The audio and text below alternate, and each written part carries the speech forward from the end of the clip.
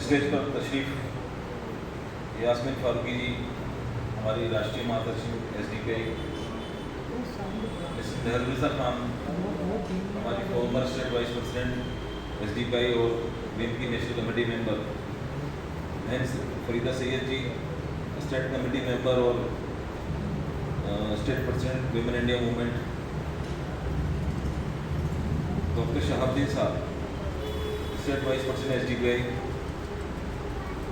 Abid Hussain, state secretary, Mohammad Khalid और मुफ्ती उमर साहब, हमारे स्टेट कमेटी मेंबर, और सामने बैठे हैं हमारे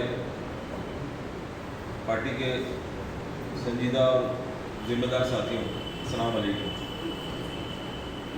जैसा कि अभी आपके बीच बताया गया कि आज जयपुर का ये जो प्रोग्राम है, ये जयपुर का जिला प्रतिनिधि सम्मेलन है और तकरीबन सभी ज़िलों के अंदर हम 10 से 11 ज़िलों के अंदर ये हमारा प्रोग्राम चला रहे हैं। असल में ये प्रोग्राम हमारा थोड़ा लेट हुआ है। पूरे इंडिया के अंदर जो है सबसे पहले हमारी स्टेट कमेटियों का फॉर्मेशन हुआ, उसके बाद में सब जगह पर जो है डिस्ट्रिक्ट कमेटियाँ फॉर्मेशन हुई। ऐसे ही इस तरह के डिस्ट्रिक्ट रिप्रेजेंटेटिव काउंसिल बुला करके उसी कड़ी में जो है हम लोगों ने अभी इसको शुरू किया है। तो मुझे उम्मीद है कि जो पुरानी टीम थी हमारी जिला कमेटी की, उन्होंने वक्त वक्त पर जब भी उनको प्रोग्राम करने के लिए, प्रोटेस्ट करने के लिए जब भी कहा गया, उन्होंने अपनी जो भी मुनासिब ताकत थी उसके मुताबिक जो भी मुल्क में करंट इश्यूज़ थे उस पर आकर के यहाँ पर अपनी मौजूदगी दर्ज कराई है। और इंशाल्लाह मैं ये उम्मीद करता हूँ कि आने वाले वक्त में जो नई डिस्ट्रिक्ट कमेटी आएगी वो भी इसी तर्ज पर बल्कि उससे बढ़कर ज़्यादा काम करेगी। एक बात आप लोगों के बीच में शेयर करना चाहता हूँ। SDPI जब बनी, बहुत सारे मशवरे, बहुत सारी मुल्क के हालात और सब चीज़ों को देख करके इस पार्टी को जब बनाया गया, तो उसमें जो सबसे अच्छी बात थी वो थी कि दूसरी पॉलिटिकल पार्टियों से हटकर एक खिदमत का जज्बा हमारे कैडर्स के अंदर देखा गया। चाहे बाढ़ आ जाए, चाहे भूकंप आ जाए, चाहे किसी के साथ कुछ भी परेशानी आ जाए, SDPI का कैडर हमेशा आधी रात को उसके लिए तैयार रहता था। और इस तरह की ये जो सर्विस, इस तरह की जो ये खिदमत की, इससे पार्टी ने लोगों के बीच में जगह बनाई है। साथ साथ चाहे मुल्क के बड़े इशू हों, चाहे किसी भी स्टेट का कोई भी सामाजिक अन्याय से जुड़ा हुआ कोई मामला हो, चाहे संविधान की रक्षा करने का मामला हो, पार्टी ने वक्त वक्त पर आकर के अपनी आवाज़ को बुलंद किया है। जब से ये पार्टी शुरू हुई, अभी हम 16वां साल कंप्लीट करके हम 17वें साल में हम लोग जा रहे हैं।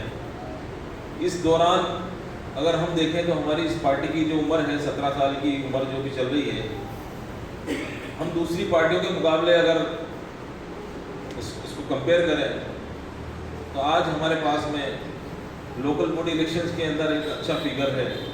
हम लोग पूरे इंडिया के अंदर, हमारी जो स्टेट हैं उनके अंदर हम लोग कामयाब हुए हैं लोकल बॉडी इलेक्शंस के अंदर। और जो हमारे साउदर्न स्टेट हैं, जैसे हमारे कर्नाटक है, तमिलनाडु है, केरल है, कुछ और आंध्रा और राजस्थान भी उसमें शामिल है, जहाँ पर हमारे पार्षद नगर परिषद में भी हैं, नगर पालिकाओं के अंदर भी हैं, ग्राम पंचायतों के अंदर भी हैं। तो इस छोटे वक्फे के अंदर पार्टी, जो कि कैडर्स की इमदाद से चलने वाली पार्टी है, जो बहुत कम अखराजात के अंदर चुनाव लड़ने वाली पार्टी है, उनके पास जो नतीजे हैं वो इत्मीनान के लायक हैं। चाहे बड़े चुनाव हो, विधानसभा चुनाव हो, राजस्थान के अंदर हम लोगों ने असेंबली चुनाव भी लड़े, उसके अंदर भी जो हमारी मौजूदगी है उसको हम हमारे कैडर्स की मेहनत का नतीजा मानते हैं। ठीक है, हमने जो चुनाव लड़े, हमारे पार्टी के कैडर्स, लीडर्स बिल्कुल फ्रेश लोग थे, नए लोग थे, दूसरी पार्टी से आए हुए लोग नहीं थे, लेकिन फिर भी जो है उन्होंने जिस तरीके से अपना तन मन धन देकर काम किया, और उससे ये उम्मीद लगती है कि आने वाले टाइम के अंदर पार्टी हमारी और मजबूत साबित होगी। अगर हम इश्यूज़ की बात करें तो पार्टी सिर्फ खिदमत के लिए ही नहीं थी, पार्टी को बनाया था सियासी मैदान के अंदर हिस्सेदारी के लिए। तो हम अब ये सोचते हैं कि हमने खिदमत में कोई कमी नहीं रखी, लेकिन अब सियासी मैदान के अंदर जो है हमको हमारी हिस्सेदारी पैदा करनी पड़ेगी, हमको हमारी हिस्सेदारी बढ़ानी पड़ेगी। और ये इसका सबसे अच्छा हमारे पास में ज़रिया है, हम लोग इलेक्ट्रोल पॉलिटिक्स को जो है अहमियत दें। हम खिदमत के तौर पर कभी पीछे हटने वाले नहीं हैं, लेकिन हमारा मकसद था इलेक्ट्रोल पॉलिटिक्स का हिस्सा बनना, उसमें हम लोग अब स्ट्रेटजी बना करके आगे जा रहे हैं। और निश्चित तौर के ऊपर यकीनन ये मान के चल रहे हैं कि हम जो भी लोकल बड़ी चुनाव आएंगे इसके अंदर हम बहुत अच्छी रिजल्ट हम लोग इसके अंदर लेके आएंगे। तो मैं बात कर रहा था इश्यूज़ के ऊपर।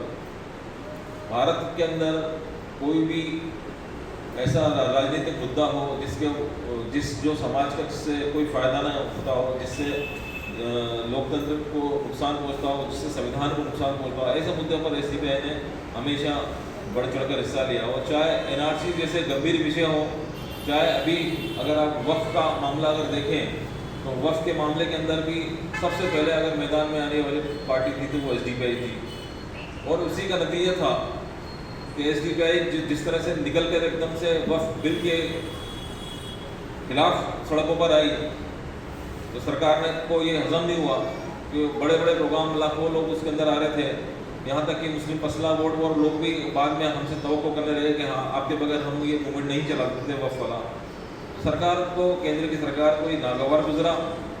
इस वजह से जो है उन्होंने हमारे नेशनल प्रेसिडेंट जनाब एमके फैजी साहब को एयरपोर्ट से ईडी ने अरेस्ट कर लिया, जबकि वो एमके फैजी साहब कोर्ट में ही पेश होने जा रहे थे। उस दिन कोर्ट की तारीख की वजह से वो आए थे, लेकिन ये उनकी एक तरह से उनको ये परेशानी थी कि अगर इनको हमने जल्द में नहीं लिया तो ये और बड़ा प्रोग्राम कर सकते हैं, ये पूरे इंडिया के अंदर जो है बड़ा मूवमेंट चला सकते हैं। तो एक तरह से सरकार ने ईडी के ज़रिए जो है हमारी कोशिशों को, हमारे मेहनत को दबाने का प्रयास किया, लेकिन पार्टी फिर भी नहीं रुकी। उसके बाद भी मुसलसल जो है प्रोग्राम चलते आ रहे हैं। तो मैं इतना ही कहना चाहूँगा, इस वक्त की पार्टी में जो भी हमारे कैडर हैं उनको बहुत उम्मीद के साथ आगे बढ़ना चाहिए। सक्सेस जब आना है जब आएगा। आज अगर नाकाम हो रहे हैं या आज हमारे से कामयाबी थोड़ी दूर है, उसका मतलब है कि हम मायूस नहीं हो। हम लोग अपनी नई ऊर्जा के साथ, नई उमंग के साथ काम करें और पार्टी को अच्छे मुकाम पर लेके जाएं।